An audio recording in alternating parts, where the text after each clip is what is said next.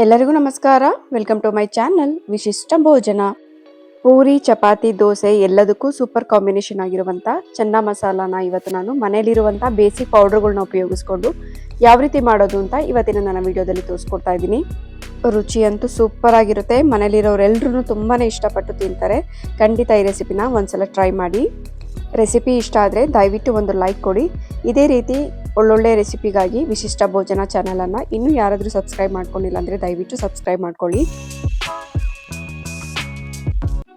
ಮೊದಲಿಗೆ ನಾನಿಲ್ಲಿ ಒಂದು ಕುಕ್ಕರ್ಗೆ ರಾತ್ರಿ ಇಡೀ ನೆನೆಸಿಟ್ಟಿರುವಂಥ ಚೆನ್ನನ ಹಾಕ್ಕೊಂಡಿದ್ದೀನಿ. ಇದ್ರ ಜೊತೆಗೆ ನಾನು 2 ಮೀಡಿಯಂ ಸೈಜ್ ಆಲೂಗೆಡ್ಡೆನ ಈ ರೀತಿ ಸಿಪ್ಪೆ ತೆಗೆದು ಸೇರಿಸ್ಕೊಳ್ತಾ ಇದ್ದೀನಿ. ಇದು ಮುಳುಗೋವಷ್ಟು ನೀರನ್ನು ಹಾಕ್ಕೊಂಡು 1 ಟೀ ಸ್ಪೂನ್ ಆಗುವಷ್ಟು ಉಪ್ಪನ್ನು ಕೂಡ ನಾನು ಸೇರಿಸ್ಕೊಳ್ತಾ ಇದ್ದೀನಿ. ಇವಾಗ ಇದನ್ನ ಲಿಡ್ನ ಕ್ಲೋಸ್ ಮಾಡಿ ಒಂದು 5 ವಿಷಲ್ ನೀವು ಇದನ್ನ ಕೂಗಿಸ್ಕೊಳ್ಬೇಕಾಗುತ್ತೆ. ನೀಟಾಗಿ ಚೆನ್ನಾಗಿ ಮೆತ್ತಗಾಗೋವರೆಗೂ ಬೆಂದ್ರೇನೆ ಚೆನ್ನ ಮಸಾಲ ರುಚಿಯಾಗಿರೋದು.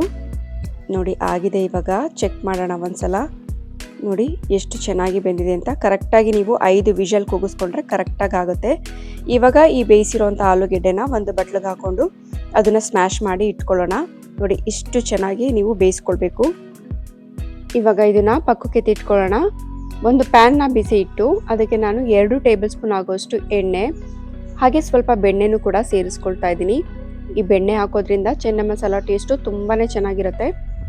ಈ ಬೆಣ್ಣೆ ಸ್ವಲ್ಪ ಎಣ್ಣೆಯಲ್ಲಿ ಕರಗಿದ್ಮೇಲೆ ಉದ್ದುದಕ್ಕೆ ಕಟ್ ಮಾಡಿ ಇಟ್ಕೊಂಡಿರುವಂತಹ 2 ಹಸಿಮೆಣಸಿನ್ಕಾಯಿ ಹಾಗೆ 1/4 ಟೀ ಸ್ಪೂನ್ ಆಗುವಷ್ಟು ಜೀರಿಗೆನೂ ಕೂಡ ಸೇರಿಸ್ಕೊಂಡು ಒಂದು 5 ಸೆಕೆಂಡ್ ಇದನ್ನ ಫ್ರೈ ಮಾಡ್ಕೊಳ್ತಾ ಇದ್ದೀನಿ. ನಂತರ ಇದಕ್ಕೆ ನಾನು 1 ಪೀಸ್ ಚಕ್ಕೆ ಹಾಗೆ ಒಂದು 4 ಲವಂಗನೂ ಕೂಡ ಸೇರಿಸ್ಕೊಂಡು ಫ್ರೈ ಮಾಡ್ಕೊಳ್ಳೋಣ. ಇವಾಗ ಇದಕ್ಕೆ 2 ಮೀಡಿಯಂ ಸೈಜ್ ಈರುಳ್ಳಿನ ಈ ರೀತಿ ಸಣ್ಣದಾಗಿ ಹೆಚ್ಚಿಟ್ಕೊಂಡು ಸೇರಿಸ್ಕೊಳ್ತಾ ಇದ್ದೀನಿ.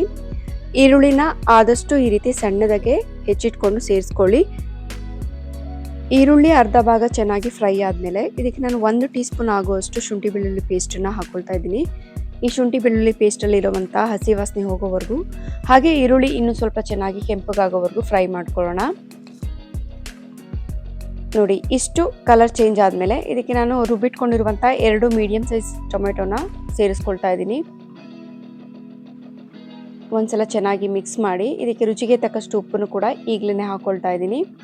ನಾವು ಕಾಳಿಗೂ ಕೂಡ ಉಪ್ಪನ್ನು ಸೇರಿಸ್ಕೊಂಡಿದ್ವಿ, ಹಾಗಾಗಿ ನೋಡಿಕೊಂಡು ನೀವು ಉಪ್ಪನ್ನು ಸೇರಿಸ್ಕೊಳ್ಳಿ.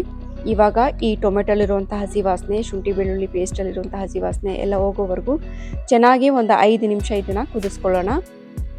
ಇವಾಗ ಇದಕ್ಕೆ ಅರ್ಧ ಟೀ ಸ್ಪೂನ್ ಆಗುವಷ್ಟು ಅರಿಶಿನ, 1 ಟೀ ಸ್ಪೂನ್ ಆಗುವಷ್ಟು ಅಚ್ಚ ಖಾರದ ಪುಡಿ, ಅರ್ಧ ಟೀ ಸ್ಪೂನ್ ಆಗುವಷ್ಟು ಧನಿಯಾ ಪುಡಿ, ಒಂದು 1/4 ಟೀ ಸ್ಪೂನ್ ಆಗುವಷ್ಟು ಗರಂ ಮಸಾಲಾನ ಸೇರಿಸ್ಕೊಳ್ತಾ ಇದ್ದೀನಿ.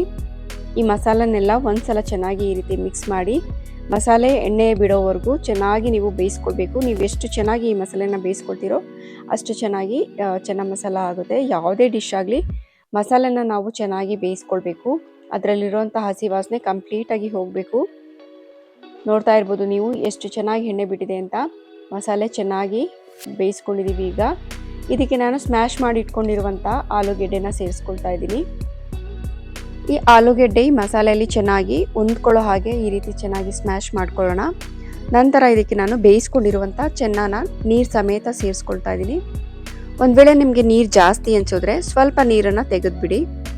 ನೋಡಿ ಈ ಕನ್ಸಿಸ್ಟೆನ್ಸಿಲಿ ನೀವು ಸೇರಿಸ್ಕೊಳ್ಬೇಕು. ಇದನ್ನ ಚೆನ್ನಾಗಿ ಒಂದು ಲಿಡ್ನ ಕ್ಲೋಸ್ ಮಾಡಿ ಚೆನ್ನಾಗಿ ಕುದಿಸ್ಕೊಳ್ಳೋಣ. ಒಂದು 5 ರಿಂದ 10 ನಿಮಿಷ ಇದನ್ನ ಕುದಿಸ್ಕೊಳ್ಳೋಣ. ನೀವು ಬೇಕಿದ್ರೆ ಹೊರಗಡೆಯಿಂದ ಚೆನ್ನ ಮಸಾಲ ಪೌಡರ್ನ ತೊಗೊಂಡು ಬಂದು ಇದಕ್ಕೆ ಸೇರಿಸ್ಕೊಳ್ಬೋದು. ಬಟ್ ಏನಂದರೆ ಆದಷ್ಟು ಮನೇಲಿರುವಂಥ ಬೇಸಿಕ್ ಪೌಡರ್ಗಳನ್ನ ಉಪಯೋಗಿಸ್ಕೊಂಡು ಈ ರೀತಿ ರುಚಿಯಾಗಿ ಆರೋಗ್ಯಕರವಾಗಿ ಮಾಡ್ಕೊಳ್ಳಿ. ಕೊನೆಯಲ್ಲಿ ನಾನು ಸ್ವಲ್ಪ ಕೊತ್ತಂಬರಿ ಸೊಪ್ಪನ್ನು ಸೇರಿಸ್ಕೊಂಡು ಒಂದ್ಸಲ ಚೆನ್ನಾಗಿ ಮಿಕ್ಸ್ ಮಾಡಿ ಒಂದು 5 ನಿಮಿಷ ಇದನ್ನು ಬೇಯಿಸ್ಕೊಂಡ್ರೆ ಬಿಸಿ ಬಿಸಿ ಚೆನ್ನ ಮಸಾಲ ರೆಡಿ ಆಯಿತು. ನೋಡಿ ಈ ಕನ್ಸಿಸ್ಟೆನ್ಸಿಗೆ ನೀವು ಮಾಡ್ಕೊಳ್ಬೇಕು. ಪೂರಿ, ಚಪಾತಿ, ದೋಸೆ ಎಲ್ಲದಕ್ಕೂ ಸೂಪರ್ ಕಾಂಬಿನೇಷನ್ ಈ ಚೆನ್ನ ಮಸಾಲ. ಆದಷ್ಟು ಹೊರಗಡೆಯಿಂದ ಪೌಡರ್ಗಳನ್ನ ತೊಗೊಂಡು ಬಂದು ಮಾಡ್ಕೊಳ್ಳೋದನ್ನು ಅವಾಯ್ಡ್ ಮಾಡಿ. ಈ ಚೆನ್ನಲ್ಲಿ ಪ್ರೋಟೀನ್, ಮೆಗ್ನೀಷಿಯಂ, ಫೈಬರ್ ಅಂಶ ಯಥೇಚ್ಛವಾಗಿರೋದ್ರಿಂದ ಇದು ನಮ್ಮ ಹಾರ್ಟ್ಗೂ ಕೂಡ ತುಂಬಾ ಒಳ್ಳೆಯದು. ಹಾಗೆ ನಮ್ಮ ಬ್ಲಡ್ಡಲ್ಲಿರುವಂಥ ಶುಗರ್ ಲೆವೆಲ್ನು ಕೂಡ ಇದು ಕಂಟ್ರೋಲ್ ಮಾಡುತ್ತೆ. ನೋಡಿ ಎಷ್ಟು ಚೆನ್ನಾಗಾಗಿದೆ ಅಂತ. ಖಂಡಿತ ಒಂದ್ಸಲ ಟ್ರೈ ಮಾಡಿ. ರೆಸಿಪಿ ಇಷ್ಟ ಆದರೆ ದಯವಿಟ್ಟು ಒಂದು ಲೈಕ್ ಕೊಡೋದನ್ನು ಮರಿಬೇಡಿ. ಹಾಗೆ ನಿಮ್ಮ ಫ್ಯಾಮಿಲಿ ಆ್ಯಂಡ್ ಫ್ರೆಂಡ್ಸ್ಗೆ ಶೇರ್ ಮಾಡಿ. ಮತ್ತಷ್ಟು ಒಳ್ಳೊಳ್ಳೆ ರೆಸಿಪಿಗಾಗಿ ವಿಶಿಷ್ಟ ಭೋಜನ ಚಾನಲನ್ನು ಸಬ್ಸ್ಕ್ರೈಬ್ ಮಾಡ್ಕೊಳ್ಳಿ. Thank you.